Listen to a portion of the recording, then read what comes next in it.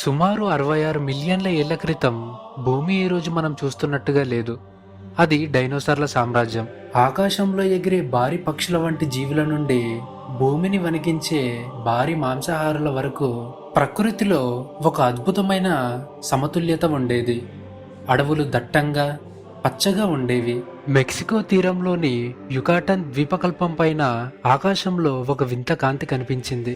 అది ఒక నక్షత్రంలాగా మెరుస్తూ భూమి వైపుకు దూసుకు వస్తుంది.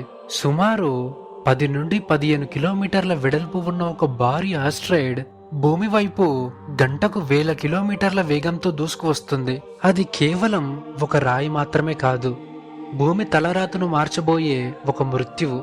డైనోసార్లు ఆ కాంతిని చూస్తూ వింతగా గమనించాయి, కాని ముంచుకొస్తున్న ప్రమాదాన్ని అవి ఊహించలేకపోయాయి.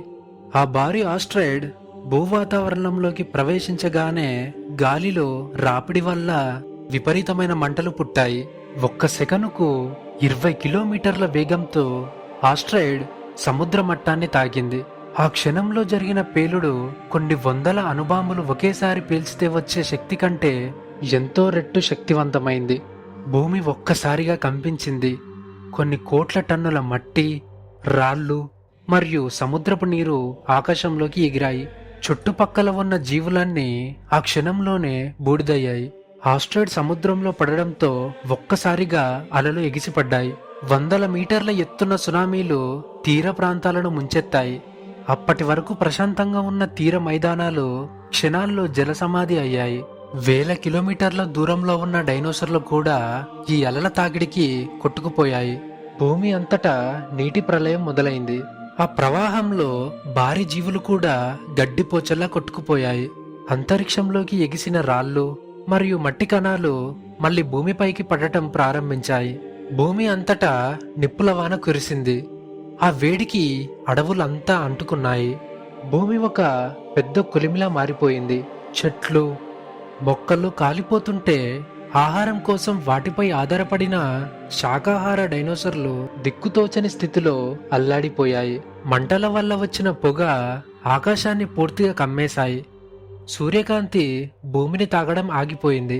పగలు కూడా చీకటిలా మారింది. ఈ చీకటి కేవలం కొన్ని రోజులు కాదు, కొన్ని సంవత్సరాల పాటు కొనసాగింది. సూర్యరశ్మి లేకపోవడంతో ఫోటోసింథసిస్ ఆగిపోయింది. మొక్కలు చనిపోవడం మొదలైంది. వేడి వాతావరణానికి అలవాటు పడిన ఈ డైనోసార్లు ఈ గడ్డగట్టే చలికి అస్సలు తట్టుకోలేకపోయాయి. ఆహారం లేదు, పచ్చదనము లేదు. ప్రతిరోజు మరణం వాటిని వెంటాడుతూనే ఉంది. ప్రకృతిలో ఆహారపు గొలుసు, ఫుడ్ చైన్ దెబ్బతినింది. మొక్కలు లేకపోవడంతో శాకాహార డైనోసార్లు చనిపోయాయి. వాటిని తిని బతికే మాంసాహారపు డైనోసార్లు ఆకలితో ఒకదానిపై ఒకటి దాడి చేసుకున్నాయి. ఆస్ట్రాయిడ్ పడిన ప్రదేశంలో సల్ఫర్ వంటి రసాయనాలు అధికంగా ఉండడంతో వాతావరణం పూర్తిగా విషపూరితంగా మారింది. నీరు తాగిన జీవులన్నీ అనారోగ్యంతో మరణించాయి. ప్రకృతి డైనోసార్ల పట్ల అత్యంత కఠినంగా మారింది. బ్రతకడం అనేది ఒక అసాధ్యమైన పోరాటంగా మారింది. ఒకప్పుడు డైనోసార్ల అరుపులతో, గర్జనలతో ప్రతిధ్వనించిన భూమి ఇప్పుడు నిశ్శబ్దంగా మారిపోయింది. ఎక్కడ చూసినా ఎముకల గూళ్ళు, ఎండిపోయిన చెట్లు మాత్రమే కనిపిస్తున్నాయి.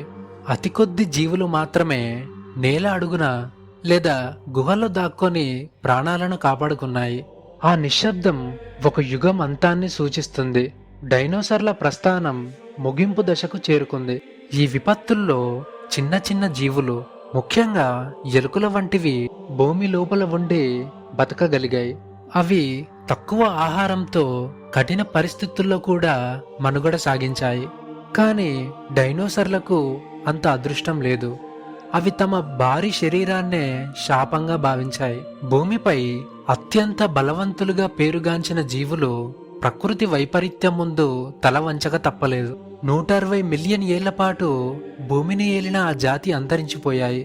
కేవలం డైనోసార్ల జాతికి చెందిన కొన్ని పక్షులు మాత్రమే పరిణామ క్రమంలో మనుగడ సాగించాయి. మిగిలినవన్నీ మట్టిలో కలిసిపోయాయి. చాలా కాలం తర్వాత ఆకాశంలోని పొగమబ్బులు విడిపోయాయి. మళ్లీ సూర్యకిరణాలు భూమిని తాకాయి. దాంతో మంచు కరగడం మొదలైంది. కానీ ఇప్పుడు భూమిపైన డైనోసార్లు లేవు. కొత్త రకం జీవుల పరిణామం ప్రారంభమైంది.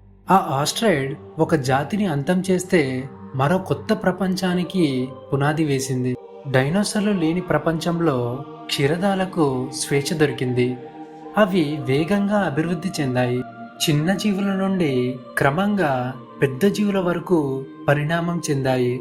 ఇదే క్రమంలో లక్షల ఏళ్ల తర్వాత మానవుడు ఆవిర్భవించాడు. అంటే ఆ రోజు ఆ ఆస్ట్రాయిడ్ భూమిని ఢీకొట్టకపోయి ఉంటే ఈ రోజు మనిషి అనే జాతి భూమిపై ఉండేది కాదు.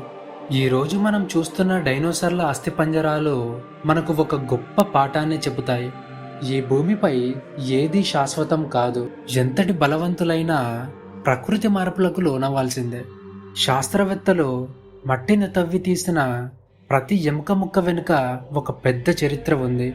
ఆ చరిత్రే మనకు గత కాలపు వైభవాన్ని, ఆ భయంకరమైన అంతాన్ని గుర్తు చేస్తూ ఉంటుంది.